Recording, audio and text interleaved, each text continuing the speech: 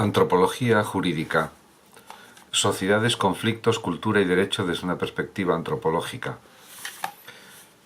El objetivo de este trabajo es ofrecer una aproximación panorámica a rasgos típicamente socioantropológicos del estudio del fenómeno jurídico, algunos de los cuales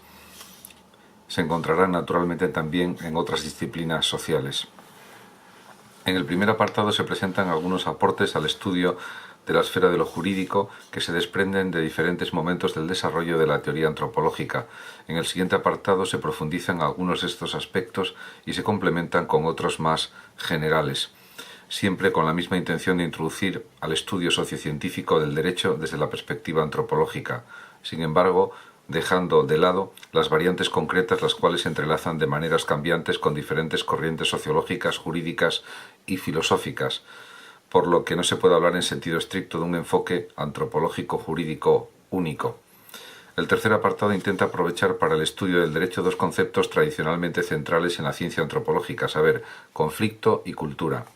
Concluye el trabajo con consideraciones sobre los derechos humanos, donde de manera especial converge el análisis antropológico con el jurídico, lo que además permite hacer alusión a la dimensión utópica de la tradición antropológica.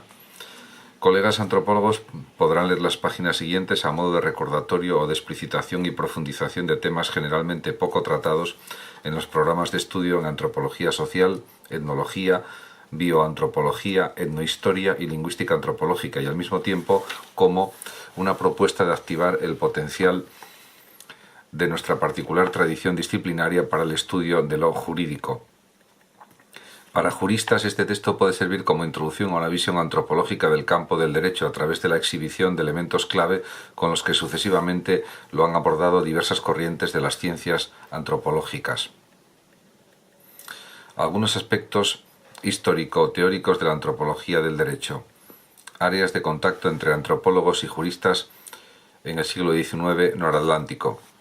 Cuando durante la segunda mitad del siglo XIX encontraba consolidándose la ciencia antropológica como campo profesional y disciplina académica particular,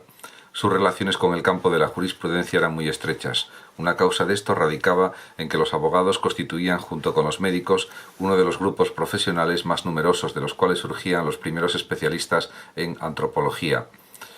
Por ello, el inglés Henry Mayne figura de modo emblemático en los libros de historia de ambas disciplinas. ¿Pero qué tenían en común los primeros especialistas en historia antigua, culturas populares y pueblos exóticos, los antropólogos, con los especialistas en derecho?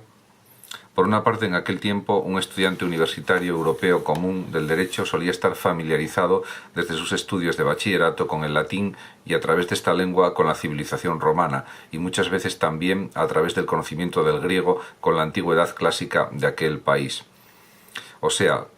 con una de las otras culturas que con mucha frecuencia aparecen en los esquemas evolucionistas de la antropología de la época.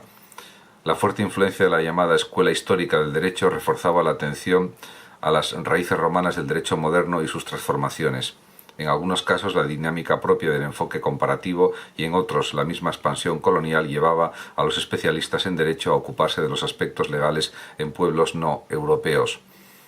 Además, hasta que en términos de Comte el conocimiento de lo social dejó de pertenecer al campo de la especulación filosófica y se volvió finalmente positivo, los especialistas en derecho eran quienes más estaban familiarizados con los fenómenos sociales como tales, como con la idea de sociedad como orden fundado en derechos y obligaciones, con la dinámica de los reclamos y del encauzamiento de intereses, con las instituciones sociales y la regulación de conflictos no disruptivos, etc., siendo entonces sus actividades no tan reducidas como hoy a la técnica legal, sino abarcando también mucho de lo que actualmente se trata en la ciencia política y la historiografía del derecho. Por su parte, muchos integrantes de la primera comunidad científica antropológica, donde entonces no existían las divisiones subdisciplinarias de hoy, se topaban constantemente con temáticas familiares para los juristas, por ejemplo, en el estudio de los sistemas de parentesco como orden de posiciones de estatus y como fórmula para la definición de toda clase de derechos y deberes, o cuando analizaban una de las características centrales de las primeras civilizaciones, sus textos escritos, que solían ser frecuentemente textos de tipo legal. A su vez, en la investigación de la diversidad social y cultural en el interior de los países europeos resultaban altamente relevantes temas jurídicos tales como las tradiciones normativas vigentes en las sociedades campesinas relativas al aprovechamiento de los recursos naturales o la determinación de la herencia. Finalmente, las pesquisas antropológicas sobre el origen de las instituciones sociales, consideradas clave, tales como la propiedad, el matrimonio y la familia, resultaban de gran interés para los debates político-jurídico y religioso-ético generales. Este último aspecto recuerda que los juristas y los antropólogos de aquel tiempo vivían en países que estaban transitando sinuosamente de un orden determinado por la voluntad del monarca y la nobleza a uno de tipo ciudadano y constitucional.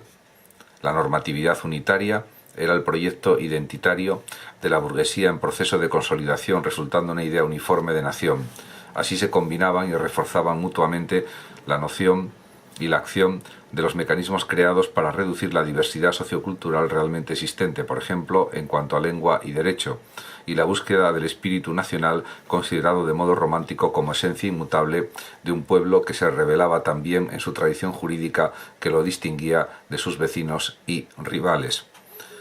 Empero, tal cercanía e interacción entre derecho y antropología se fue desvaneciendo en la medida en que se consolidó la antropología como campo de conocimiento científico propio.